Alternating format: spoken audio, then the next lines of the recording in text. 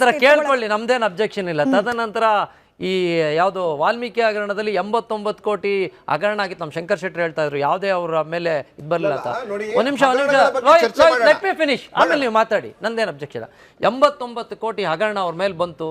As A finance minister ಆಗಿ 4 ಕೋಟಿ ಮೇಲೆ ಆಚೆ ಹೋಗ್ಬೇಕು ಅಂದ್ರೆ ಫಿನಾನ್ಸ್ ಮಿನಿಸ್ಟರ್ ಸಿಗ್ನೇಚರ್ ಆಗ್ಬೇಕು ಅನ್ನೋ ಕನಿಷ್ಠ ಈ ವಿಚಾರನೂ ಗೊತ್ತಿಲ್ಲದಿರುವಂಥ ಮೂರ್ಖರು ಯಾರು ಮಾಧ್ಯಮನ ನಡೆಸ್ತಾ ಇಲ್ಲ. ನನ್ನಂತ ಒಬ್ಬ ಪತ್ರಕರ್ತ ಮತ್ತೆ ಒಬ್ಬ ವಕ್ತಾರನಾಗಿ ಬಂದು ಕೂತ್ಕೊಳ್ಳಿಕ್ಕೆ ಕೋತಿ ಮೊಸರನ್ನ ತಿಂದು ಮೇಕೆ ಮೂತಿಗೆ ಒರೆಸ್ತು ನನಗೆ ಪಾಪ ನಾಗೇಂದ್ರನ್ ಬಲಿ ಕೊಟ್ಟರು.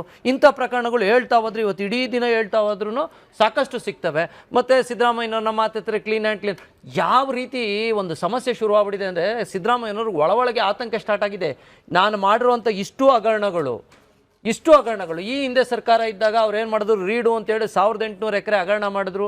ತದನಂತರ ಹಗರಣಗಳ ಸಾಲೇ ಬಂತು. ಇನ್ನೆಲ್ಲಿ ಅವರ ಹೈಕಮಾಂಡ್ ಕಿತ್ತಾಕುತ್ತೋ ಅಂತ ಸಿದ್ದರಾಮಯ್ಯನವರು ಸಮಾಜವಾದಿಗಳು ಹುಬ್ಲೆಟ್ ವಾಚು ಅದನ್ನು ವಾಪಸ್ ಕೊಟ್ಟರು. ಹೆಂಗೆ ಅಂದರೆ ಈ ಸಮಾಜದಲ್ಲಿ ಒಬ್ಬ ಕಳ್ಳನ್ನೇನು ಹಿಡಿದ್ರೆ ಐಟಮ್ ಏನೋ ರಿಕವರಿ ಮಾಡಿಬಿಟ್ಟು ಅವನ ಪಕ್ಕಾ ಕಳ್ಳ ಅಂತ ಪ್ರೂವ್ ಮಾಡ್ತಾರೆ. ಇಲ್ಲಿ ಹೆಂಗೆ ಅಂದರೆ ಸಿದ್ದರಾಮಯ್ಯನವ್ರ ಪ್ರಕರಣದಲ್ಲಿ ಅವನು ಐಟಮ್ ವಾಪಸ್ ಕೊಟ್ಟ ಅಂದರೆ ಈಸ್ ಕ್ಲೀನ್ ಚಿಟ್ ಅಂತ. ಈ ಥರ ಪ್ರಕರಣಗಳು ಸುಮಾರು 67ಕ್ಕೂ ಹೆಚ್ಚು ಕೇಸ್ಗಳಿದ್ದಾವೆ. ಇಂಥ ಪರಿಸ್ಥಿತಿಯಲ್ಲಿದ್ದಾಗ ತಮ್ಮ ತಂದೆಯ ಮುಖ್ಯಮಂತ್ರಿಗಿರಿ ಹೋಗ್ಬಿಟ್ರೆ 67ಕ್ಕೂ ಹೆಚ್ಚು ಕೇಸ್ಗಳಿದ್ದಾವೆ ಆಯ್ತಾ. ತಮ್ಮ ತಂದೆಯ ಮುಖ್ಯಮಂತ್ರಿಗಿರಿಯಲ್ಲಿ ಹೋಗ್ಬಿಟ್ರೆ ನನಗಿನ್ನೆಲ್ಲ ಆತಂಕನೇ. ಯಾಕೆಂದ್ರೆ ಅವರು 1+1 ಆಫರಲ್ಲಿ ಬಂದಿರೋರು. ಅಪ್ಪ ಮುಖ್ಯಮಂತ್ರಿ ಆಗಿದ ತಕ್ಷಣ ಮಗನಿಗೆ ಒಂದು MLC ಮಾಡಿದ್ರು. ಈ ಪ್ರಕ್ರಿಯೆ ಬೇರೆ ಯಾವ ಪಕ್ಷದಲ್ಲೂ ಇಲ್ಲ, ಇಡೀ ದೇಶದಲ್ಲೇ ಇಲ್ಲ. ಅಲ್ಲ, ನಮ್ಮಲ್ಲೆಲ್ಲ ಐತೆ.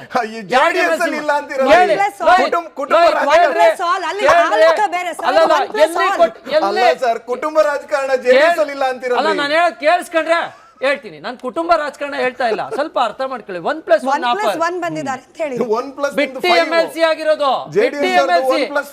ಬಿಟ್ಟಿ MLC ಅವರೆಲ್ಲ ನಿಂತ್ ಗೆದ್ದಿರೋರು, ಜನ ಆಯ್ಕೆ ಮಾಡಿರೋರು.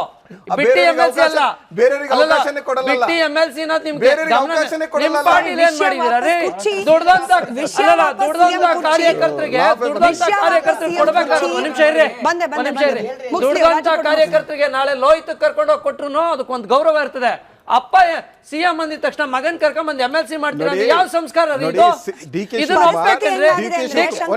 ಶಿವಕುಮಾರ್ ಕೂಡ ಕೇಳಿ, ತಮ್ಮನ್ನ MLC ಮಾಡ್ಕೊಳ್ಳಿಲ್ಲ, ಸಾಮಾನ್ಯ ಕಾರ್ಯಕರ್ತನಾಗಿ ಈ ಮಟ್ಟಿಗೆ ತಮ್ಮನ್ನ MLC ಮಾಡ್ಕೊಳ್ಳಿಲ್ಲ. ಬೆಳೆದಿದ್ದಾರೆ.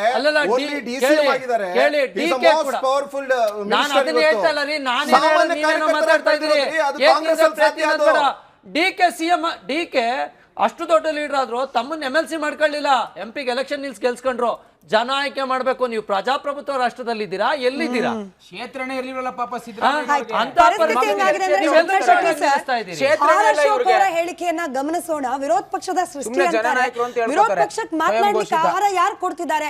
ಆರ್ ಅಶೋಕ್ ಅವರ ಹೇಳಿಕೆಯನ್ನು ಗಮನಿಸೋಣ. ನಂತರ ನಾನು ಶಂಕರ್ ಶೆಟ್ಟಿ ಸರ್ಗೆ ಆ ಹೇಳಿಕೆ ಆಧಾರದ ಮೇಲೆ ಪ್ರಶ್ನೆ ಕೇಳ್ತೀನಿ. ಆರ್ ಅಶೋಕ್ ಅವರ ಇವತ್ತಿನ ಸ್ಟೇಟ್ಮೆಂಟ್. ಎಲ್ಲ ಶಾಸಕರು ಎಲ್ಲ ಮಂತ್ರಿಗಳು ಏನು ಹೇಳ್ತಾ ಇದ್ದಾರೆ, ಹೈಕಮಾಂಡ್ ತೀರ್ಮಾನ ಅಂತ. ಆದರೆ ಯತೀಂದ್ರ ಅವರೇ ತೀರ್ಮಾನ ಕೊಟ್ಬಿಟ್ಟವ್ರೆ, ನಮ್ಮ ಅಪ್ಪನೇ 5 ವರ್ಷ ಮುಖ್ಯಮಂತ್ರಿ ಅಂತ. ಮುಗೀತಲ್ಲ, ಅವರೇ ಹೈಕಮಾಂಡ್. ಡೆಲ್ಲಿಯರ ಹೈಕಮಾಂಡ್ ಸತ್ತೋಗಿದೆ. ಬೆಲೆ ಇಲ್ಲದ ಹೈಕಮಾಂಡ್, ಪವರ್ ಇಲ್ಲದ ಪವರ್ಲೆಸ್ ಹೈಕಮಾಂಡ್, ಕಾಂಗ್ರೆಸ್ ಹೈಕಮಾಂಡ್. ಅದರಿಂದ ಇಲ್ಲಿ ಮತ್ತೆ ಕುರ್ಚಿ ಕಾಳಗ. ಶಂಕರ್ ಶೆಟ್ಟಿ ಸರ್ ಉತ್ತರ ಕೊಡ್ಲಿ, ಅದಾದ್ಮೇಲೆ ಲೋಹಿತ್ ಅವರೇ ನೀವೇ ಡಿಫೆಂಡ್ ಮಾಡ್ಕೊಳ್ಬೇಕು. ಹೈಕಮಾಂಡ್ ನದ್ದು ಬಂದೆ ಸರ್, ವಾಪಸ್ ಬರ್ತೀನಿ. ಇನ್ನೂ ಒಂದು ರೌಂಡ್ ಪ್ರಶ್ನೆ ಕೇಳೋಕಿದೆ. 10 ಸೆಕೆಂಡ್ ನ ಕೆಲಸ ಸರ್. ಅಧಿಕಾರ ಹಂಚಿಕೆ ಅನ್ನೋದು ಇಲ್ಲವೇ ಇಲ್ಲ. ಬಂದಾಗ ನಾವು ತಿಳಿಸ್ತೀವಿ ಅಲ್ಲ, ಅಧಿಕಾರ ಹಂಚಿಕೆ ಅನ್ನೋದು ಇಲ್ಲವೇ ಇಲ್ಲ. ಅದು ಅಷ್ಟು ಕಷ್ಟನ ಸರ್ ಹೈಕಮಾಂಡ್ಗೆ? ಇಷ್ಟೆಲ್ಲ ಚರ್ಚೆ, ಮಾಧ್ಯಮ ಸೃಷ್ಟಿ, ವಿರೋಧ ಪಕ್ಷದ ಮಾತು, ಅವಕಾಶನೇ ಇರ್ತಿರ್ಲಿಲ್ಲ. ನೋಡಿ ಮೇಡಮ್, ಅಧಿಕಾರ ಹಂಚಿಕೆ ಅಂತ ಹೇಳಿದ್ರು ಪಬ್ಲಿಕ್ ಡೊಮೈನ್ ಒಂದೇ ಒಂದು ಕರ್ನಾಟಕ ರಾಜ್ಯದ ಅಧಿಕಾರ. ಅದು ಕುಮಾರಸ್ವಾಮಿ ಮತ್ತು ಯಡಿಯೂರಪ್ಪನ ಮಧ್ಯೆ ಆದ ಅಡಿಕಮ್. ಅದು ಬಾಹ್ಯದಲ್ಲಿ ಇತ್ತು, ಪಬ್ಲಿಕ್ ಡೊಮೈನಲ್ಲಿ ಇತ್ತು. ಏನು 20 ತಿಂಗಳು ನೀವು 20 ತಿಂಗಳು ನಾವು, ಅದೇ ಅಧಿಕಾರ ಹಸ್ತಾಂತರ ಸರಿಯಾಗಿ ನಡೀಲಿಲ್ಲ. ಪಬ್ಲಿಕ್ ಡೊಮೈನಲ್ಲಿ ಇದ್ದದು. ಇದು ಎಲ್ಲೇ ಆಗ್ಬೇಕು, ಯಾರೋ ಒಪ್ಪಂದ ಮಾಡಿಕೊಂಡ್ರು ಏನೋ ಮಾಡ್ಕೊಂಡು ಹೇಳ್ತಾರೆ. ಬೆಸ್ಟ್ ಎಕ್ಸಾಂಪಲ್ ಹೇಳ್ತಾರೆ, ಕಾಂಗ್ರೆಸ್ ಒಂದು 5-6 ವರ್ಷಗಳಿಂದ 3 ರಾಜ್ಯಗಳಲ್ಲಿ ಅಧಿಕಾರ ಬಂತು. ಯಾವುದು? ರಾಜಸ್ಥಾನ, ಛತ್ತೀಸ್ಗಢ, ಮಧ್ಯಪ್ರದೇಶದಲ್ಲಿ. ಛತ್ತೀಸ್ಗಢದಲ್ಲಿ ಒಂದು ಏನು ಸಿಂಗ್ದೇವ್ ಮತ್ತು ಬಘೇಲ್ ಇವರ ಮೇಲಿತ್ತು. ಬಘೇಲ್ ಇದು ಅಲ್ಲಿ ಏನು ಗೊತ್ತಾ, ಒಂದ್ಸಲ ಸಿಂಗ್ದೇವ್ ಓಪನ್ ಆಗಿ ಪಬ್ಲಿಕ್ ಸ್ಟೇಟ್ಮೆಂಟ್ ಕೊಟ್ಟಿದ್ರು, ನೀನು ಅವ್ರ ಬಗೆಯಲ್ಲಿ ಅವ್ರು 2 ವರ್ಷ ಮಾಡಲಿ, ನಂತರ ನಿಮ್ಗೆ 2.5 ವರ್ಷ ಗೊತ್ತಾ ಅಂತ. 2 ವರ್ಷ ಹೋದ ಕೂಡ ಸಿಂಗ್ದೇವ್ ಹೋಗಿ ಕೇಳಿದ್ರು ರಾಹುಲ್ ಗಾಂಧಿ, ಸರ್ ಆ ದಿನ ಮಾತು ಕೊಟ್ಟಿದ್ರು ನನಗೆ ಕುಡಿ ಅಂತ.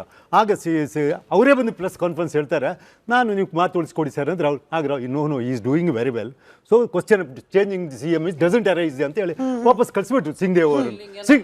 ಅಲ್ಲ ಅಲ್ಲ ಕಂಪ್ಲೀಟ್, ದಯವಿಟ್ಟು ಇಲ್ಲ ನಾನು ಮಾತಾಡಲ್ಲ, ಇಲ್ಲಿ ಕೇಳಿ, ಇಲ್ಲಿ ಇದುವರೆಗೆ ನಡೆದ ಅದಕ್ಕೆ ಬರ್ತೇನೆ ನನ್ನ ಪಾಯಿಂಟ್. ಇಲ್ಲಿ ಅದು ಓಪನ್ ಅವರು ಹೇಳಿಬಿಟ್ರು. ಇನ್ನು ಇದೇ ರೀತಿ ನಿಮ್ಮ ರಾಜಸ್ಥಾನದಲ್ಲಿ ಗೆಲಟ್ ಮತ್ತು ಪೈಲಟ್ ಇದು ಕಾರಣ ಇತ್ತು, ಅದರಲ್ಲಿ ಏನೇನೆಲ್ಲ ಆಯ್ತು ಗೊತ್ತು. ಒಂದು ಗೌರ್ಮೆಂಟೇ ಬಿದ್ದು ಹೋಯ್ತು, ಯಾವುದರಲ್ಲಿ ನೀವು ಮಧ್ಯಪ್ರದೇಶದಲ್ಲಿ ಕಮಲ್ನಾಥ್ ಮತ್ತು ಇವ್ರದ್ದು ಸಿಂಧೆ ಅವ್ರದ್ದು ಆಯ್ತಲ್ಲ, ಸಿಂಧೆ ಅವ್ರು ಪಾರ್ಟಿ ಬಿಟ್ಟು ಗೌರ್ಮೆಂಟ್ ಬಿದ್ದೋಯ್ತು, ಪಾರ್ಟಿ ಬಿಟ್ಟು ಈಗ ಸೆಂಟ್ರಲ್ ಗೌರ್ಮೆಂಟ್. ಸೊ ಇದೆಲ್ಲ ಏನಾಗಿದೆ ಅಂತ ಯಾರಿಗೆ ಗೊತ್ತಿಲ್ಲ, ಹೌದಲ್ವಾ? ಇಲ್ಲಿ ಒಪ್ಪಂದ ಆಗಿದೆ ಅಂತ ಹೇಳ್ತಾರೆ, ಇದುವರೆಗೂ ಹೈಕಮಾಂಡ್ ಅವರು ಒಪ್ಪಂದ ಆಗಿಲ್ಲ ಅಂತ ಹೇಳಿಲ್ಲ, ಆಗು ಅಂತ ಹೇಳಿಲ್ಲ. ಇಲ್ಲೇನು ಗೊತ್ತಾ, ಇವರು ಹೈಕಮಾಂಡ್ ಇದೇನಿದೆ, ಹಾವು ಸಾಯಬಾರ್ದು ಕೋಲು ಮುರಿಬಾರ್ದು ಅಂತ ಹೇಳ್ತಾ ಇದ್ದಾರೆ, ಅದನ್ನು ಮುಂದುವರಿಸ್ತಾ ಇದ್ದಾರೆ. ಯಾರಿಗೂ ಮನಸ್ಸು ಬೇಜಾರು ಪಡ್ಬೋದು, ಸಿದ್ದರಾಮಯ್ಯರಿಗೂ ಮನಸ್ಸು ಬೇಜಾರಾಗೋದು, ಸಿದ್ದರಾಮಯ್ಯವರು ನಮ್ಮ DKC ಅವರಿಗೂ ಮನಸ್ಸು ಬೇಜಾರು ಅಂತ ಗಾಡಿ ದುಡ್ತಾ ಇದ್ದಾರೆ, ಗಾಡಿ ಮೇಲೆ ಹೋಗ್ತಾ ಉಂಟು. ನಮ್ಮಂಥವ್ರಿಗೆ ನಿಮ್ಮಂಥವ್ರಿಗೆ ಒಂದು ಮಾತಾಡ್ಲಿಕ್ಕೆ ಒಂದು ಸಬ್ಜೆಕ್ಟ್ ಸಿಗ್ತಾ ಉಂಟು. ನಾವು ಮಾತಾಡೋದು ಬೇಡ ಅಂತ ಹೇಳಿದ್ರು ಗೊತ್ತಾ, ಶುರುವಾಗಿ ಸತ್ಯ ಹೇಳಿದ್ರೆ ಮಾಧ್ಯಮ. ಇವತ್ತು ಎಲ್ಲಿ ಹೇಳ್ತಾರೆ ಅವರು, ಯತೀಂದ್ರ ನೀವು ಹೋಗಿ ಕ್ವಶನ್ ಕೇಳ್ತಾರೆ ಅವರಿಗೆ, ಮೈಕ್ ಇಡ್ತೀರಿ ಬಾಯಿ ಹತ್ರ, ಆಗ ಅವ್ರು ಹೇಳ್ಬಿಡ್ತಾರೆ. ಇಲ್ಲಿ ಕೇಳಿ, ಅವ್ರು ಬುದ್ಧಿವಂತ ಆದ್ರೆ ಇದು ನೀವು ಹೋಗಿ ಕೇಳಿದಕ್ಕೆ ಅದು ಬುದ್ಧಿವಂತ ಲಕ್ಷಣ, ಅದು ಬುದ್ಧಿವಂತ ಲಕ್ಷಣ. ಮನಮೋಹನ್ ಸಿಂಗ್ ಅವರು ಇಲ್ಲಿ ಕೇಳಿ ಮನಮೋಹನ್ ಸಿಂಗ್ ಅವರು 10 ವರ್ಷ ಬಾಯಿ ಎತ್ತಿರ್ಲಿಲ್ಲ, ಮನಮೋಹನ್ ಸಿಂಗ್ ಅವರು, ನರಸಿಂಹರವರು 5 ವರ್ಷ ಬಾಯಿ ಎತ್ತಿರ್ಲಿಲ್ಲ, ಒಳ್ಳೆ ಆಡಳಿತ ಕೊಟ್ಟರು. ಈಗ ಮೋದಿ ಅವರು ಕೆಲವು ವರ್ಷದಿಂದ ಪ್ರೆಸ್ ಕಾನ್ಫರೆನ್ಸ್ ಮಾಡಿಲ್ಲ, 12 ವರ್ಷ ಆಯ್ತು ಪ್ರೆಸ್ ಕಾನ್ಫರೆನ್ಸ್ ಮಾಡಿಲ್ಲ, ಅದೆಲ್ಲ ಬುದ್ಧಿವಂತ ಲಕ್ಷಣ. ಯಾವಾಗ ನೀವು ಬಂದು ಕೇಳಿದ್ರೆ ಉತ್ತರ ಕೊಡುವಾಗ ಅವರು ತಪ್ತಾರೆ. ಅದು ಮಾತಲ್ಲಿ ಏನು ಗೊತ್ತಾ, ಮಾತು spoken words cannot be withdraw ಅಂತ ಹೇಳ್ತಾರೆ ಇಂಗ್ಲಿಷ್ ಅಲ್ಲಿ. ಒಂದ್ಸಲ ಕೊಟ್ಟ ಮಾತನ್ನ ನಾವು ವಿಡ್ರಾ ಮಾಡುವಾಗಿಲ್ಲ. ಇದೇ ನಮ್ಗೆಲ್ರಿಗೂ ಒಂದು ಆಹಾರ ಆಗ್ತದೆ ಇದ್ರ ಬಗ್ಗೆ. ಇವತ್ತು ಇಲ್ಲ ಡಿಬೇಟ್ ಇರ್ತಿತ್ತ, ಯಾಕಂದ್ರೆ ಈ ರೀತಿ ಮಾತಾಡಿ ಡಿಬೇಟ್ ಇರ್ತಿರ್ಲಿಲ್ಲ. ಆ ಡಿಬೇಟ್ ಆಹಾರ ಕೊಟ್ಟು ಈ ಸಬ್ಜೆಕ್ಟ್ ಡಿಬೇಟ್ ಈಗ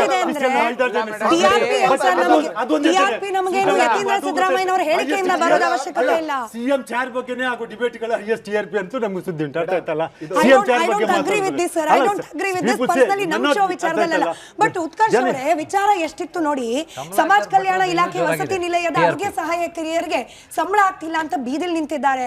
ಸರ್ಕಾರಿ ಶಾಲೆ ಮಕ್ಕಳಿಗೆ ಶೂಸ್ ಇಲ್ಲ, ಸ್ಕಾಲರ್ಶಿಪ್ ಇಲ್ಲ ಅಂದ್ರೆ ಚರ್ಚೆ ಮಾಡ್ಲಿಕ್ಕೆ. ಇನ್ನು ತಿಮ್ಮಾಪುರೆ ಅವರ ಇಲಾಖೆ ವಿಚಾರದಲ್ಲಿರೋ ಭ್ರಷ್ಟಾಚಾರ, ಬೆಸ್ಕಾಂನಲ್ಲಿ ಅದೇನೋ 20,000 ಕೋಟಿ ರೂಪಾಯಿ ಸಾಲ ಅಂತೆ ಸರ್, ಬಿಲ್ ಕಟ್ಟಿಲ್ಲ ನೀರ್ದು ಸರ್ಕಾರಿ ಕಚೇರಿಗಳಲ್ಲಿ. ಅಂದ್ರೆ ಚರ್ಚೆ ಮಾಡ್ಲಿಕ್ಕೆ ವಿಚಾರ ಸಾಕಷ್ಟಿದೆ, ಹೇಳಿಕೆ ಕೊಟ್ಟು ಚರ್ಚೆಗೆ ಆಸ್ಪದ ಕೊಡ್ತಿರೋರು ಯಾರು?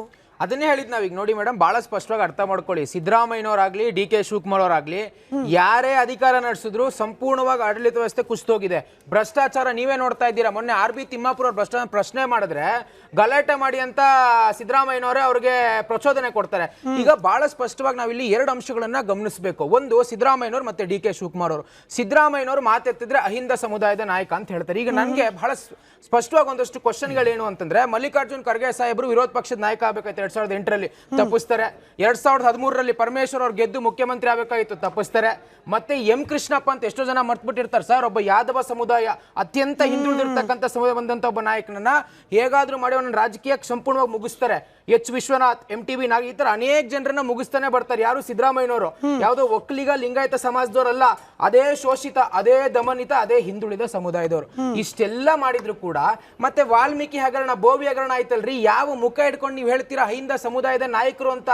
SCP TSP ಇವತ್ತಿಗೂ ಪೌರ ಕಾರ್ಮಿಕರು ಬೀದಿಲ್ ಕೂತ್ಕೊಂಡು ಹೋರಾಟ ಮಾಡ್ತಾ ಇದ್ದಾರೆ. ಅದನ್ನ ಕೇಳುವಂತ ನೈತಿಕತೆ ನಿಮಗಿಲ್ಲ. ಒಂದು, ಇನ್ನ DK ಶಿವಕುಮಾರ್ ಅವರು, ಇನ್ನು ಅವರ ಫಾಲೋವರ್ಸ್ ಬಗ್ಗೆ ನಾನು ಹೇಳೋ ಅವಶ್ಯಕತೆನೇ ಇಲ್ಲ ಮೇಡಮ್. ಅವರ ಫಾಲೋವರ್ಸ್ ನ ಆರ್ಭಟ, ರೌಡಿ ರಾಜಕೀಯ ಏನು ಅಂತ ಬಹಳ ಸ್ಪಷ್ಟವಾಗಿ ಸಮಾಜಕ್ಕೆ ಗೊತ್ತಾಗಿದೆ.